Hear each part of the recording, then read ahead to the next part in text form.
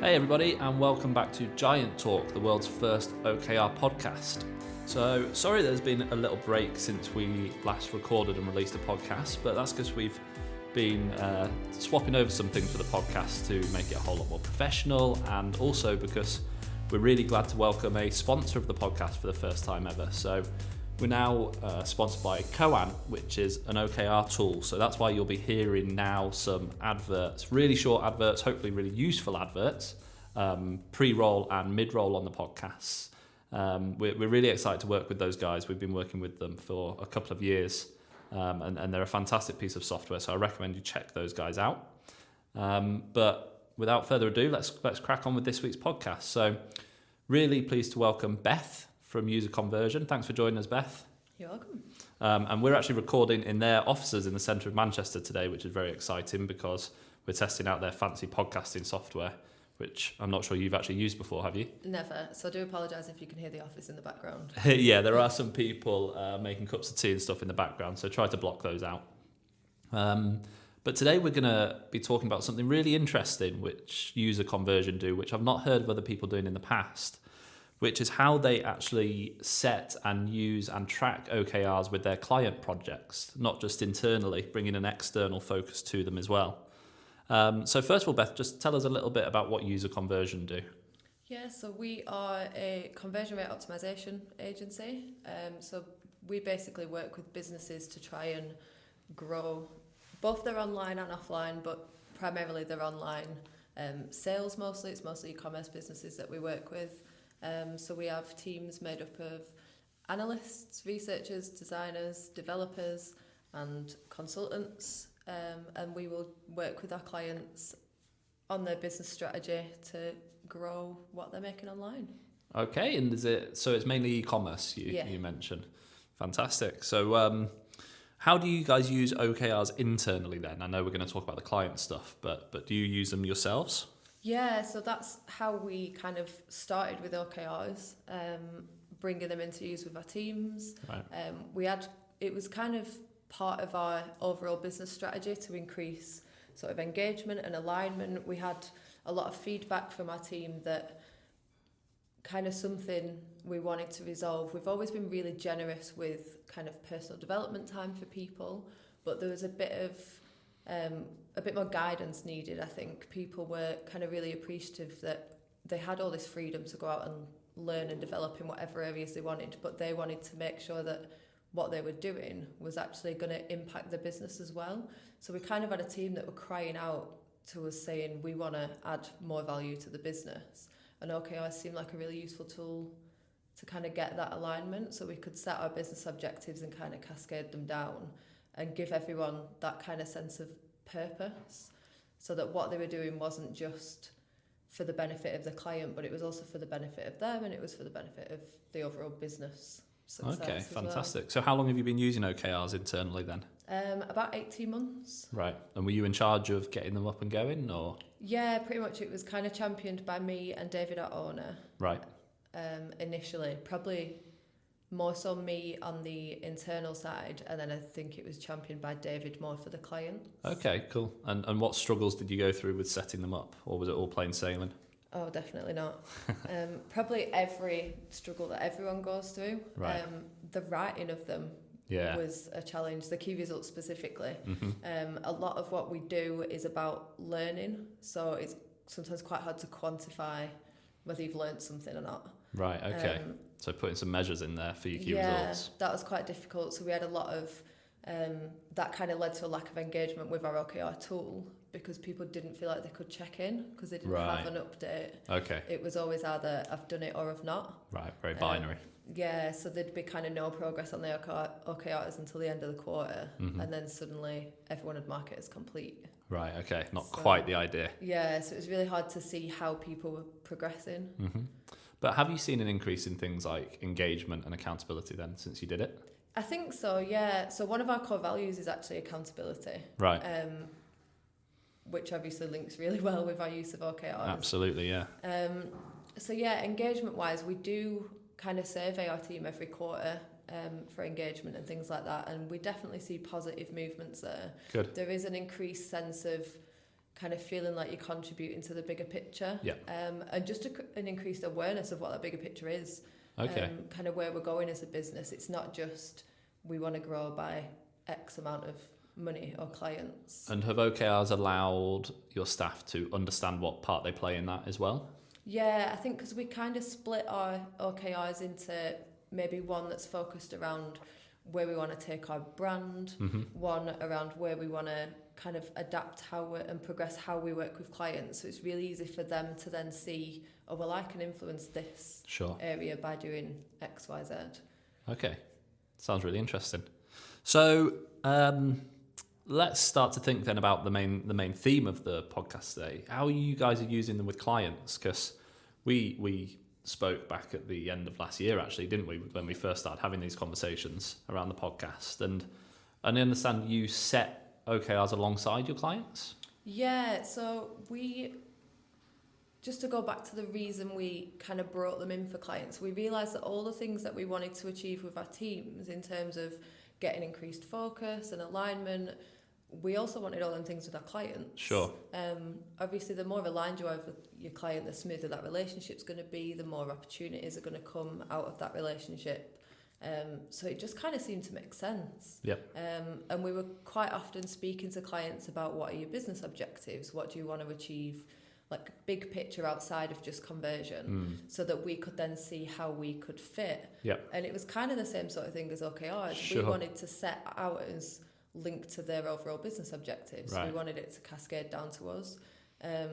So it made sense to be setting those with the client, so that rather than being like a siloed agency on the side working on our own goals, we were working on things that they were actually bothered about. 100%. And that you knew were going to have an impact, I suppose. Yeah. Okay, so that's really interesting then. How do the clients, I suppose, when you first bring this up, react to going through this process? Because I can't imagine it's something that many of them have gone through before.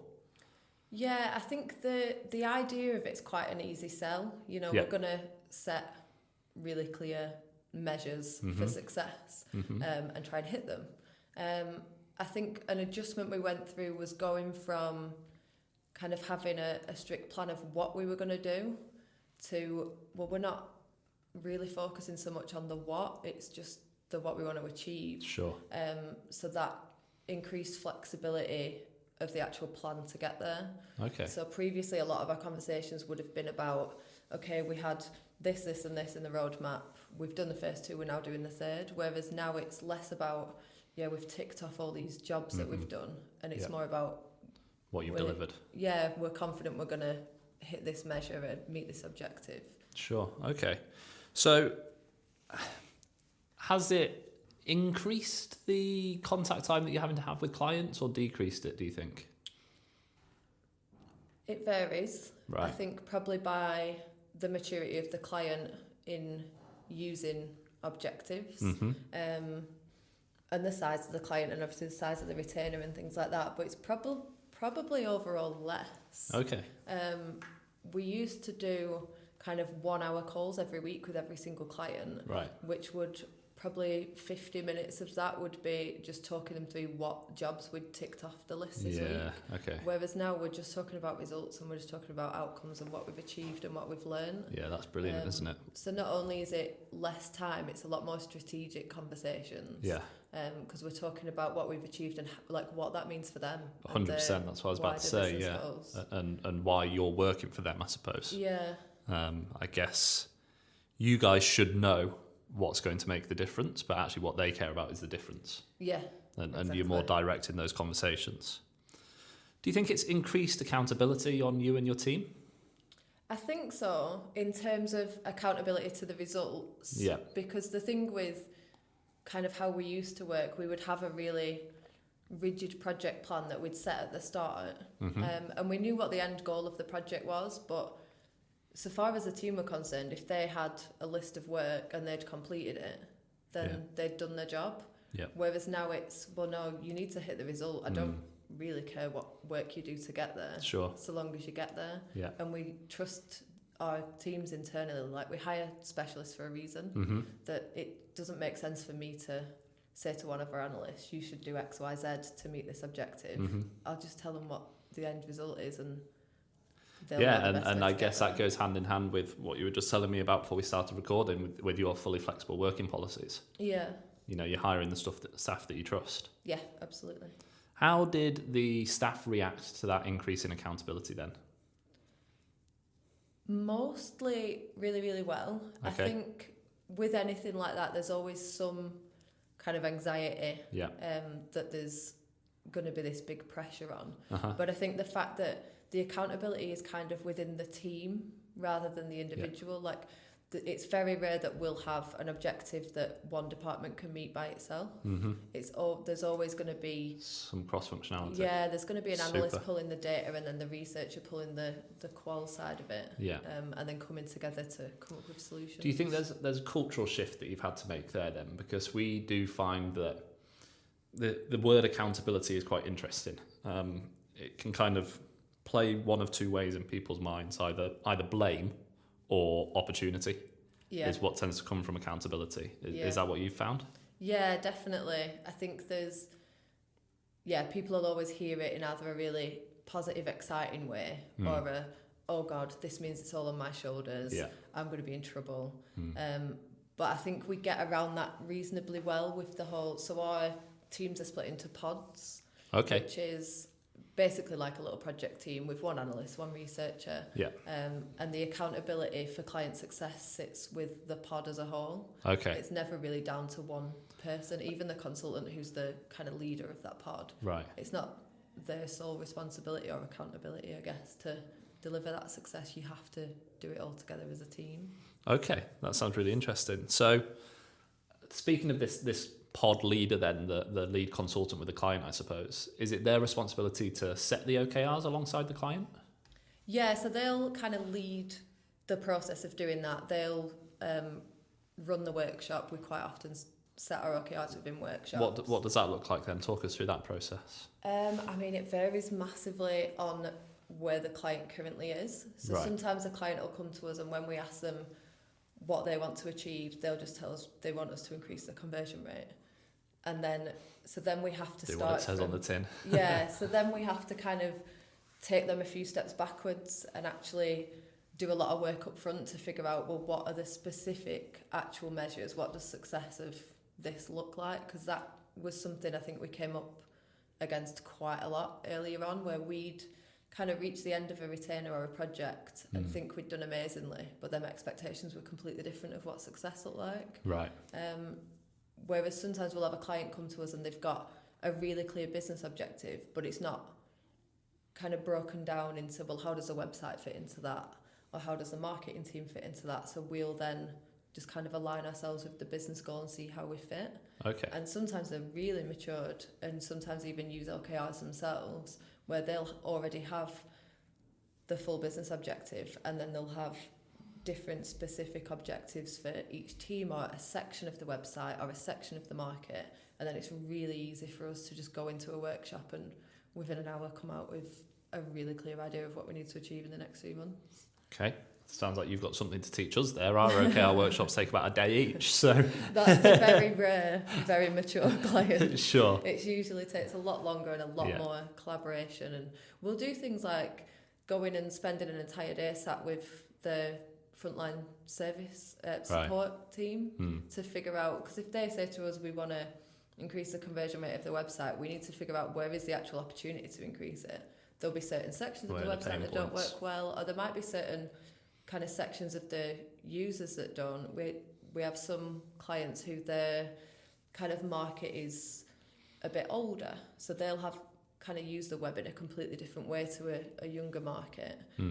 So we'll go and sit with the people who are actually hearing the complaints from the users, and from that we can then figure out where can we actually have an impact and an influence on moving these metrics. So when you're setting the OKRs with your client then, do you set them on like a project basis or a 3-month basis, or? Yeah, we'll try and do them quarterly. We'll quite often have kind of a goal for the year, which we then break down into quarterly objectives. So we've got the big picture, but quite often that big picture is so big that there's no way we'd ever achieve it in anywhere under a year. So we break it down then into kind of objectives that follow on logically from each other. Okay, so, and then you reset them every quarter? Yeah, we'll reevaluate them. So we try to meet with our clients at least once a quarter, if not once every 6 weeks. Right. And that's where we would kind of redo the workshop and just check, are we still going in the right direction? Because sometimes, obviously, a business can tell you what their overarching goal for the year is, and 3 months down the line, it's completely changed. Completely changed, yeah, 100%. So how often do you check in with the clients then on the OKRs? So for the most part, we still do weekly calls with clients. Okay, and those conversations are focused around the OKRs? Yeah, so they won't always be a formal check-in, kind of let's update the key results on this call, but it's a kind of a progress report. Yep. Do we still feel confident we're going to hit it? Are we as far along as we should be to hitting this certain metric? Fab. And yeah, just a bit of a sense check, making sure nothing's changed at their end and we're still aligned. And what about internally checking in then? Do you have a different process for that? Yeah, we try and encourage people to do it. I think most people have a reminder set in the calendar to do it every week. Right. Does it happen every week? No, for the most part. But everybody has one-to-ones every 2 weeks with their line manager. And one of the questions in the one-to-one template is about objectives. And then those templates are set so that each time you sit, you make some commitment for what you're going to achieve by the next time you sit. Okay, sounds really interesting. Koan is a purpose-built solution for managing everything about OKRs. It helps your teams achieve their objectives and key results, it gets them aligned, and most importantly, it helps them stay engaged. A lot of people start with shared spreadsheets, but they simply don't scale well enough when you're using OKRs properly. But with Koan, you can scale your OKRs across your entire business, no matter the size or shape of the teams. It also keeps your teams motivated and moves them in the right direction. There's loads of features that are really good about Koan. Roger, which is one of your favourites? Yeah, so one of the things I love about Koan is its integrations. So often we get told when we suggest another system to a client, oh crikey, not another one that we have to use. Well, actually the fact that it integrates really well with systems like Slack and Jira makes it pretty seamless. And one of our clients has really gained a huge amount of benefit from these integrations. He's an investor and he's taken Koan and put it right at the heart of how he manages all the businesses which he has an investment in. As they provide updates, they come through to his Slack account and he can really keep on top of the updates from the businesses on their progress against their OKRs and their reflections and such like. So really, really valuable way of sharing information around that. Brilliant. Okay, cool. So the process that you guys have got into sounds like you've set up an amazing culture around it. It sounds like you're doing a fab job. Have clients reported to you that they're really seeing a dramatic benefit from this approach? No, but I think anyone who's kind of implemented OKRs knows it's not a case of you bring them in and suddenly within a couple of weeks everyone's buzzing and kind of reaping the benefits of it already. I think I was speaking to one of our consultants the other day who's been with us the longest, kind of pre-OKR days. Okay. And when I said, how do you think it's changed how we work with clients, he said it's absolutely fundamentally changed the way that we work. Right. Which is amazing. What did they say around that then? What's really changed? I think the focus and the alignment. Right. So a challenge we kind of see a lot in our industry specifically, and something that I don't think anyone's really nailed, is how we prioritise what work we're going to do. Oh, okay. Yeah, so you get a lot of spread betting. Right. So a client will come and say, increase my conversion rate. Uh-huh. You'll then go and look at every part of the site. Yeah. And discover 100 different things you could possibly fix and just run a load of tests and hope something sticks. Okay. What I think OKRs have really helped us with is getting that focus for an entire quarter we will focus on just one thing and absolutely nail it before moving on to the next, rather than improving this little section of the site by a tiny amount and this other section by a tiny amount. We're really focused, and that prioritization is a lot easier. Right. In terms of the actual client relationships, I think we can see in the work that we're doing that kind of goal of getting a lot closer to the business challenges has absolutely like done a 360 or 180. 180. One's Yeah, the good one. We're getting involved in areas of a client's business that we would never have even been considered for before. Well, interesting. Like what? So things like when they are looking at changing a certain piece of technology or a certain piece of software that can potentially have nothing to do with the work we're doing, they're looping us in. Right. Just in case it might affect us. So it might be what their website's built on, and they're going for a new one. And previously, a client would just let us know, we're replatforming, so we're going to cancel our contract. We'll be back in a few months when it's done. Right. Whereas now we're getting involved from selecting tools, from going and meeting tools. That's really interesting, isn't it? Yeah. So that must be an outcome of them understanding the impact that you're having rather than just the actions you're taking. Yeah, I think it's the increased just trust and alignment generally. We get involved in things like internal recruitment. If they're hiring a new researcher, they're getting us involved in interview processes. And you don't think that would have ever happened before the OKR days? No, I don't think so. I think we were really siloed. We were just seen as an agency that the marketing department of this business uses, whereas now we're getting involved right up to... That's really, really interesting, actually. The top. And that must be awesome for you guys as well to see the bigger impact on the organisations you're working with. Yeah, definitely. And I think just the opportunity to get involved in a hell of a lot more stuff. It's always exciting. Yeah, and kind of dip our toes in areas we've maybe not looked at before. And working on just bigger and more exciting projects. Obviously, the more work we're doing for one client, the better we can get to know them. Yeah. And then the more... It's a continuation process, isn't it? Yeah, 100%. Really, really agree with that. Do you have any clients out of interest that kind of came in before the OKR days and are now still going alongside OKRs? Yeah, I actually think they're the ones. If I look back over the last year and kind of our growth as a business, a lot of it has come through existing clients doing more with us, right? Rather than necessarily getting more clients. So a lot of them that have kind of come on this journey with us and seen the impact with us and kind of grown and learned. Some of our clients had never heard of OKRs before. Yeah, and not many people have. Yeah, and since using them with us, have now implemented them in their business. Ah, that's interesting. Which is crazy. That's really exciting. We're obviously doing it all right. You're doing it really well, spreading the word, and hence the point of the podcast. Yeah. So, I mean, do you have any other client success stories you could share with us?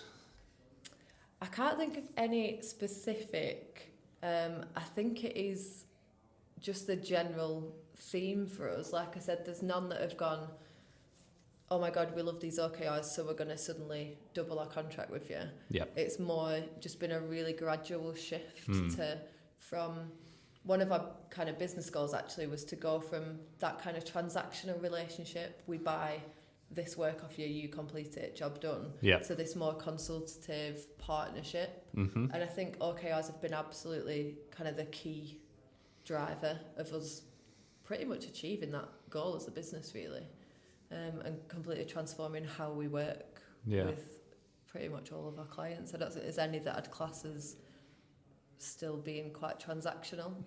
They are all really that's good now. Is there anything further that you would like to see from OKRs or that you think you could benefit from in the future that's not quite there yet? Yeah, I think we're still evolving. We kind of went through a journey of setting them too broad and then it being a little bit demotivating that we were never going to get anywhere near them, to then it's a fine balance. Yeah, to then going a bit too specific where it was, oh, we're a month in and we've nailed this. Yeah. And then that's a bit demotivating because what do I do now? Just do stuff for the sake of it, which is the exact opposite of what we want to achieve. Of the point, 100%. So I think we're still getting there. There's still clients that we're maybe a bit earlier in the journey with, kind of getting them bought into the idea of OKRs, and that will still kind of try and move the goalposts somewhat, which is on us to get better with them. If we have set those OKRs well enough with them, they shouldn't want to change them. No. Because they should be absolutely critical and super important to them. They understand they're the priorities. Yeah, so I think it's always a work in progress. We've got 4 different consultants, each managing 5 or 6 clients in such varied industries of such varying sizes, and kind of varying maturity levels that Right.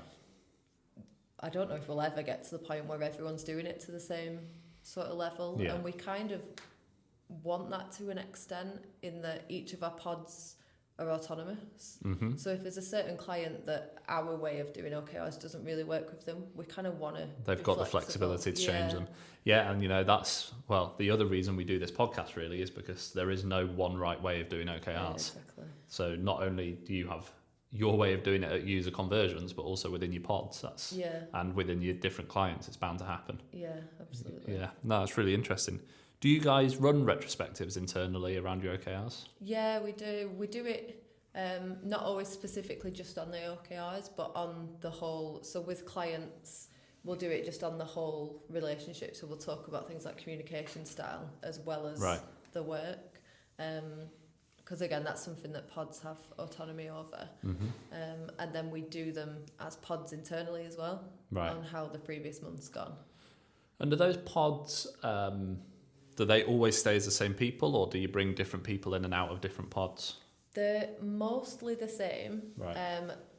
Sometimes the kind of department split of a client's retainer will change. Mm-hmm.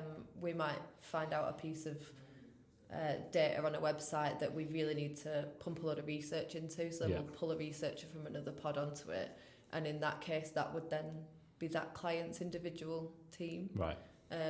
Because all of our clients kind of book a block amount of time, I suppose, over a quarter, Mm-hmm. and the way that's split can change week to week, month to month. Sometimes they'll need loads of development to build a lot of experiments. Sometimes they'll have none because we're just in pure discovery phase. Yeah. So yeah, it can flex. It's really interesting. It sounds like you've got a good culture going on down here. I think so. How long have you been with the company? 3 years in March. Right. And how old is the company? Started in 2014. Okay, so relatively new. Yeah, we're quite young. Yeah, okay. And have you seen a big change in those 3 years you've been here then? Oh, massively, yeah. So I was brought in when the agency was kind of making that shift from start-up to slightly more grown-up business. Yeah. So David, our owner, when I started, kind of told me that my remit was to help us get our big boy pants on. Okay. And like formalise certain things and certain processes. At the time when I came in, we were 10 people. Mm-hmm. We didn't have any concept of sort of tracking time. Yeah. So we didn't know which clients were being serviced fairly, which were being underserviced, overserviced. The amount of work that we booked in, kind of nothing was ever estimated. Okay. So someone would just be given a job list with no idea of whether that was supposed to take them a day or a month. Right. It was wild. We didn't have proper goals set with clients. It was just we truck on. And just got on with it. As all startups do. Yeah, and we drip feed them the good news. Yeah. Withhold the bad. Yeah. No, of course not. But yeah, so we've gone through quite a big journey to now being this massive, beautiful office. Yeah, it is a beautiful office, I must say, and lovely location down on the canals in Manchester. Yeah, I mean, there's very scary geese outside, but all geese are scary. Manchester's famous for its scary geese. But yeah, I think OKRs was part of that journey for us, like getting our big boy pants on. Let's bring some formality. Yeah. Because like I said earlier, we've always been really good with giving people a lot of freedom to get involved in new opportunities and to try new things and develop, but there was just no guidance there. No one really knew where the agency was heading, just that we were growing. Yeah. We're getting bigger, but not. So the numbers were going in the right direction. Yeah. And it was like, oh, well, we're growing, so that's fine. We needed a little bit more direction. I think that's where it's helped us a lot. Fantastic. Well, sounds like a fab success story for OKRs, I've got to say. Thank you so much for joining us, Beth, and thank you for letting me borrow your equipment. That's all right. It's gone very well. Using it. I hope it's all picked up all right. Yeah, me too. We'll see. But yeah, thanks again for listening, guys. Hope you've enjoyed this episode. As usual, use #GiantTalk to let us know what you thought. And if you want to get in touch with Beth on LinkedIn, then it's Beth Lang. L-A-N-G. Yeah, I can't remember if I'm on as Bethany or Beth. Okay, well, you'll be tagged in our posts anyway, I'm Bethany, yeah. so you can find it through that. And any recommendations for future episodes, just let us know, guys, and we'll chat to you next week. Cheers. Thank you. Bye.